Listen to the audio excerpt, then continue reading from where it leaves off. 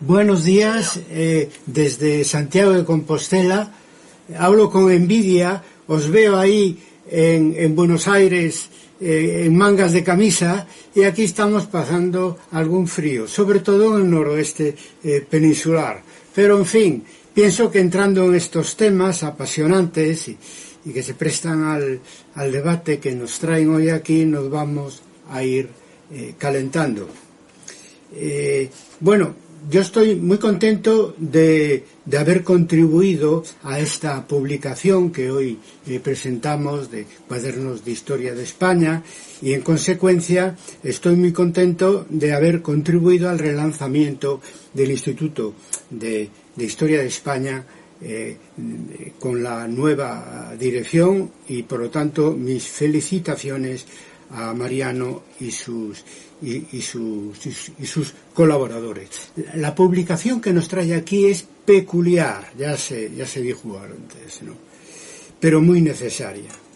Se hace poca historiografía y menos se hace historiografía marxista, porque aunque no lo ha dicho Carlos en su introducción, yo creo que él nos ha seleccionado a los cuatro que participamos en esta publicación por nuestra cercanía, más bien en pasado, pero bueno, en alguna medida hasta hoy en día, al marxismo historiográfico. Por lo tanto, se le presta atención grande, no solo a la renovación historiográfica en los años 70 en España, sino a la historiografía marxista.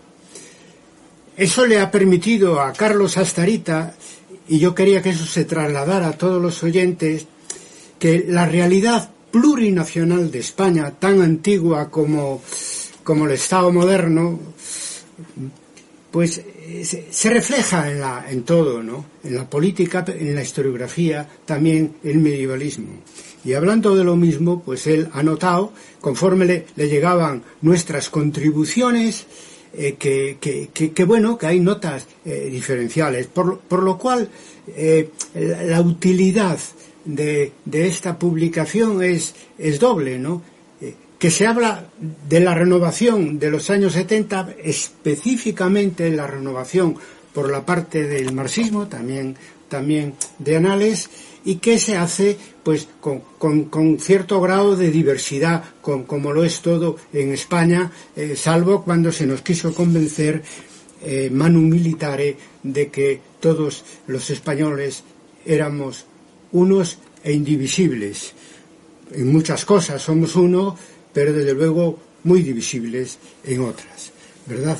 Por lo tanto, ante todo, la utilidad. Y siguiendo con el tema del marxismo, para después ya entrar en otras cuestiones, yo quería aprovechar la ocasión para aportar 3 notas entre el ayer, el hoy y el futuro. Lo primero, que la historiografía marxista como tendencia historiográfica hace al menos 3 décadas que ha dejado de funcionar como proyecto colectivo, con sus órganos de expresión, con sus relaciones, en el caso de España, entre los diferentes núcleos de historiadores marxistas. Me refiero, claro, naturalmente, a los años 70. Lo segundo que quería decir es que después de la hegemonía clarísima a través del cambio entre de la historia política y la historia económica y social. Entonces, después de la historiografía marxista y la escuela de Anales, lo que ha venido pues fue peor. En primer lugar, un incremento de la fragmentación de nuestra disciplina y el retorno de la historia tradicional, de tipo político, de tipo institucional, de tipo biográfico. Y ahí se ha difuminado esa ambición que tuvimos los historiadores vinculados al marxismo y Anales, de hacer una historia que decíamos con inocencia e idealismo antes, que tenía que ser total. Yo me contentaría con que fuera global. Eso se ha perdido con la crisis de la historiografía marxista y de la historiografía de Anales en el último tercio del siglo pasado. Y ahí viene un poco la conexión entre lo que fuimos y lo que queremos que sea la historiografía en el siglo XXI. Desde Historia Debate estamos planteando una y otra vez que no queremos hacer una renovación historiográfica adecuada al nuevo siglo sin hacer tabla rasa de las vanguardias historiográficas del siglo XX. Y eso se refleja, en primer lugar, que el paradigma social es un legado que no se puede perder y que tiene que estar en las maneras de entender el oficio historiador en el actual siglo, junto con el paradigma feminista, el paradigma ecologista y el paradigma globalista. Sobre ese tenemos escrito bastante en Historia Debate y yo personalmente. Después el título que se ha celebrado ya por parte de Mariano y de Carlos, eso tan peculiar, tan poco común, ¿no? De tratar contemporánea y medieval a la vez, es decir, la transición democrática española y el medievalismo español. Bueno, eso transgrede. Aquí se habló de la rigidez académica. Bueno, transgrede, digamos, yo diría, el corporativismo académico que tanto limita nuestra disciplina. Estamos muy felices cada uno en su corporación, normalmente regida por la época que estamos investigando, pero claro, al mismo tiempo es una limitación, porque el oficio de historiador no puede dejar de ser interdisciplinar, transversal, referente a las épocas históricas y a los diferentes enfoques. Por lo tanto, es realmente transgresor el título, transición y medievalismo. Y la prueba de lo que estoy diciendo es que cuando se hace historiografía normalmente no se tiene en cuenta el contexto histórico. Es terrible, ¿no? Porque somos historiadores y cuando investigamos un hecho histórico no se nos ocurre prescindir del contexto. Y cuando nos estudiamos a nosotros mismos, es decir, cuando hacemos historiografía, prescindimos con alta frecuencia del contexto histórico para explicar el cambio, en este caso, el cambio historiográfico. Y no se puede aislar el cambio historiográfico del cambio político. El tema que habéis elegido es ideal para entender eso. No se puede aislar la renovación de tendencias historiográficas en el ámbito de los historiadores en España de la transición de la dictadura a la democracia.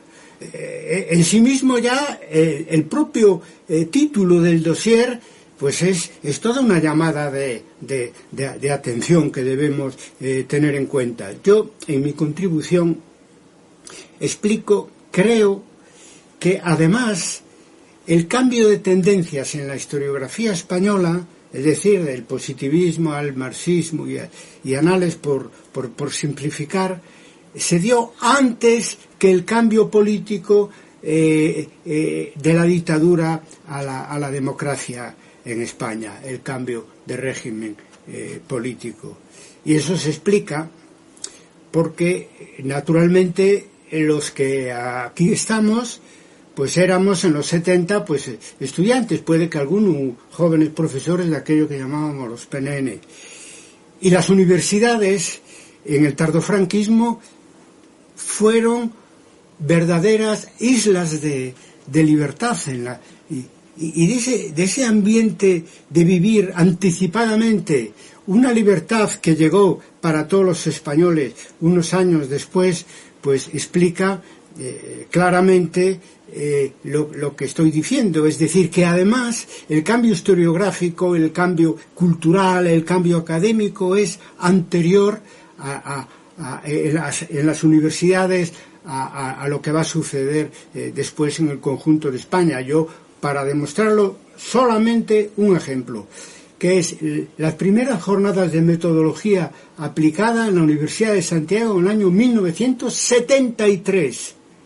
Es decir, 4 años antes de lo que generalmente consideramos el inicio de la transición española, con la legalización del Partido Comunista de España y la convocatoria de las primeras elecciones democráticas. En el encuentro en Santiago de Compostela en el año 73 ya estaban representadas la historiografía marxista y la historiografía anales de una manera plena, con trabajos propios por parte de los representantes en aquel momento de esas nuevas formas de entender la escritura de la historia, principalmente por el lado del marxismo, por el lado de Anales y por no pocos historiadores tradicionales, incluso diría más, historiadores del régimen, que aquella parte del régimen aperturista que ya se empezaba a manifestar en el año 73 y que se esforzaba en adaptarse a las nuevas tendencias que venían de Europa, marxismo y Anales. Yo es que todavía recuerdo que 2 años después, en 1975, en 11 ensayos de historia, unas conferencias que se dieron en la Fundación Marx en Madrid, Luis Suárez, que sería después, no mucho después, el primer presidente de la Fundación Francisco Franco en democracia, Luis Suárez defiende la historia total con estos términos. Es sorprendente ver cómo ya antes del cambio político la historia económica social impulsada por análisis del marxismo, pues se hizo hegemónica con anticipación merecida, porque la universidad, como todos sabemos, jugó un papel muy importante en la lucha contra la dictadura y el cambio hacia un régimen democrático en España. En fin, yo creo que en el dossier, no solo en el título, sino que en los textos se avanza en esa dirección. Deciros que en todo caso queda mucho por investigar si queremos hacer historiografía con contexto, también en cuanto a la renovación historiográfica en España y su relación con la lucha contra la dictadura y después la transición hacia la democracia. Porque la historiografía, lo decía al principio, pues se hace poco todavía, ¿no? Pero la historiografía con contexto se hace menos. Como recordó en la intervención anterior Carlos Astarita, nos animó a cada uno de nosotros a que adoptáramos un enfoque personal, a que hiciéramos algo de autobiografías al redactar nuestras aportaciones al dossier. Bueno, hicimos un esfuerzo, pero yo diría que eso es lo más difícil y también lo más necesario. Hacer autobiografía es difícil porque primero nos falta hábito, es decir, sentimos cierta incomodidad, cierto pudor, el tener que hablar en primera persona. Normalmente la escritura académica se hace en tercera persona, entonces hablar en primera persona realmente nos cuesta. Y segundo, porque el positivismo tiene la mano muy larga y influye en nosotros, a veces incluso inconscientemente. Han querido convencernos los positivistas, algunos lo hacen hoy todavía, de que el historiador es un simple notario. Simplemente él toma nota de las fuentes, extrae datos y sin intervenir demasiado, pues transforma esos datos extraídos de las fuentes en un simple relato. Entonces, si el historiador es como un notario, pues no tiene interés saber lo que piensa ni lo que hace, fuera del ámbito académico. Interesa lo que hace, pues, como investigador de la historia y, si acaso, como profesor de historia, pero no más. Eso, naturalmente, es un grave error epistemológico. Podéis estar seguro de ello. Por lo tanto, yo decía que hacer historia es lo más difícil, pero también lo más necesario, porque si estamos de acuerdo, y creo que lo estamos, de un lado al otro del continente, de un lado a otro del tema que nos trae aquí, pues unos publicamos ahí, otros sois futuros lectores, podemos estar de acuerdo que hay que contextualizar lo que se llamaba antes historia de la historiografía, eso no cabe duda. Pero la cuestión es que ese contexto influye en la escritura de la historia a través de los historiadores. No podemos evitar hacer historia de los propios historiadores. Y siendo nosotros de profesión historiador, tenemos que dar el primer paso y aportar, digamos, nuestro criterio sobre nuestra propia historia, porque además se nutre de nuestras ideas y en fin, y de nuestro sentir. Entonces, si queremos estudiar el contexto de la evolución historiográfica, tenemos que hacerlo, tener en cuenta que ese contexto exige el estudio de los propios historiadores y que eso debía convertirse en una obligación moral para nosotros mismos. Porque el conocimiento del autor, digamos, es lo que permite comprender mejor y valorar mejor la propia obra de uno para lectores actuales y para lectores futuros, ¿no? Por lo tanto, en fin, cómodamente se puede decir, otros nos leerán y juzgarán, ¿no? Pero yo creo que la primera contribución es el historiador mismo, porque, por ejemplo, cuando analizamos un hecho histórico del que existen protagonistas vivos, pues recomendamos hacer historia oral para que la primera fuente que se tenga en cuenta es el relato de los propios protagonistas, que además dominan todos los datos porque lo han vivido, y el historiador tiene que andar con una hormiga después buscando, etcétera. Y se facilitaría mucho el trabajo que cuando estudiamos hechos que tiene todavía protagonistas vivos, empezar por los propios protagonistas vivos. Bueno, pues esto sería o debería ser aplicable a nosotros mismos. En consecuencia, deciros que ya antes que, en fin, unos años antes, una década antes de recibir la invitación de Carlos para este dossier, donde el tema de la egohistoria está presente, nosotros en el cuarto Congreso Internacional de Historia de Debate en el año 2010 hubo una mesa redonda con este título, El historiador de sí mismo. Era, digamos, una manera de ser coherentes con la nueva definición de la historia como ciencia que hicimos desde el manifiesto del año 2001, que la historia es una ciencia con sujeto cognoscente. Para lo cual, si estáis de acuerdo conmigo en que es importante la egohistoria para la historiografía futura y presente, y para lo cual tenemos precedentes ilustres. Lo primero que se me ocurrió cuando preparaba el esquema para esta intervención es don Claudio, que nos ha dejado, se ha publicado en el año 1975 Mi Testamento Histórico Político. Pero, en realidad, si queremos seguir el hilo de la evolución historiográfica del siglo pasado, habría que prestar atención a la escuela de Annales, es decir, a la historiografía francesa. Marc Bloch, en el año 1940, escribió un opúsculo que se publicó después, en el año 1946, como La extraña derrota.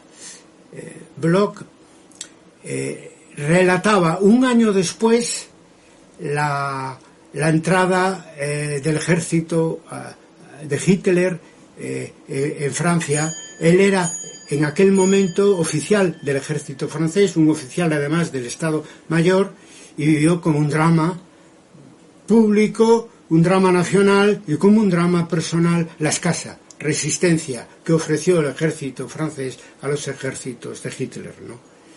Y lo dejó en una obrita que tiene un valor para lo que estamos hablando aquí muy grande, Porque modesto como era Marc Bloch, dice, bueno, esto es el humilde testimonio de un historiador de campaña, es decir, además un historiador medievalista, como quitándose mérito a sí mismo, pero ese documento no solo es un ego documento historiográfico, es además, digamos, un precedente que quedó en suspenso, no tuvo demasiada continuidad, pero importante de lo que hablamos aquí como egohistoria. Evidentemente tiene un valor enorme, porque con toda la capacidad que como historiador y madurez que tenía Bloch, imaginaros lo valioso que es un análisis al año siguiente de la derrota del ejército alemán que posibilitó la ocupación francesa por parte del Tercer Reich. Yo pienso que, aunque no lo dice inspirado en eso, en 1987 Pierre Nora lanzó en Gallimard una iniciativa pues sorprendente, como todas las de Pierre Nora, ¿no? Y que se tituló Ensayos de Historia. Y ahí consiguió la participación, hicieron sus textos de historia, pues Duby, Le Goff, Zony, Raymond, Aguilon, Perrault, es decir, medievalistas, modernistas, contemporaneistas. Bueno, es el punto de partida más sólido para hacer, si queremos retomar, como yo creo que hay que hacer, esta línea de investigación de historia en el siglo XXI, porque no solo hablan de lo académico y de lo historiográfico, es que lo enlazan muy bien con lo civil, con lo laico, con la religión, y cada uno pues va contando cómo evolucionó de una manera combinada en lo social, en lo político, en lo económico y en lo cultural. Tiene mucho valor. No tuvo continuidad porque en 1987 Annales ya estaba en crisis. Y fijaros hasta dónde llegaba esa crisis ya, que en esos años François Furet, en una mesa redonda publicado en la revista Annales, decía: lo único que tenemos en común es haber pertenecido al Partido Comunista Francés.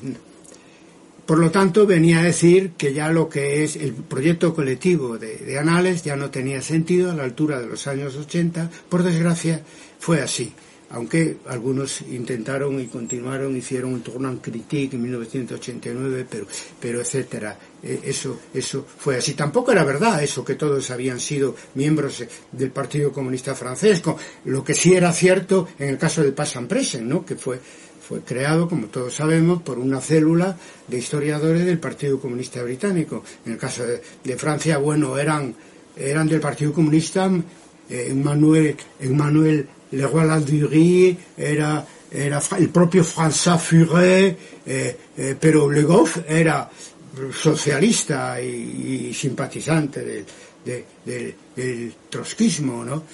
Etcétera. Es decir, que había bastante más pluralidad. Él utilizó, y eso fue como una boutade para decir que ya la escuela de Annales había acabado, pero también era significativo porque hace referencia pues a una generación, no como la generación del 68 que podemos representar los que participamos en este dossier, sino la generación de la época de la resistencia y de la guerra de Argelia y todo eso en Francia.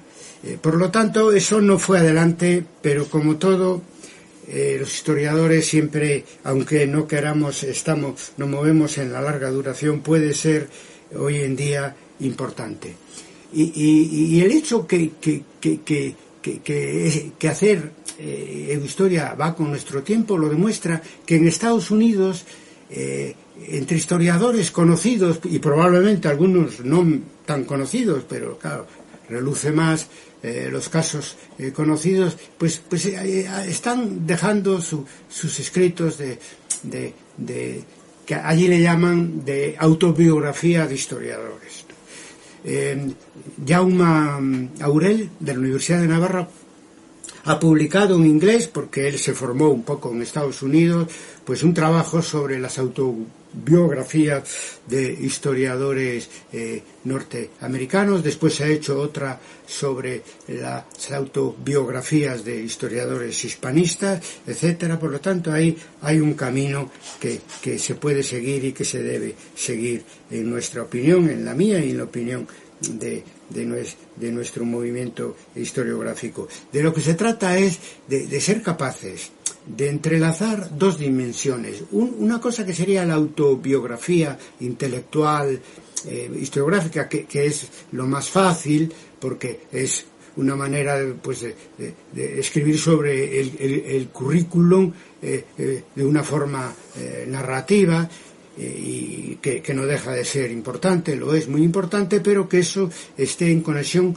continua con la otra dimensión de la que hablamos, que se refiere naturalmente a una historia más individual, historia autobiográfica más individual, más familiar, más social, más política. Bueno, hay algunas experiencias cercanas a nosotros, por ejemplo el caso, la autobiografía familiar y personal de Bartolomé Clavero. En mi propia facultad, Justo Beramendi está trabajando también sobre su propia autobiografía. Por lo tanto, hay mucho que hacer y se puede hacer.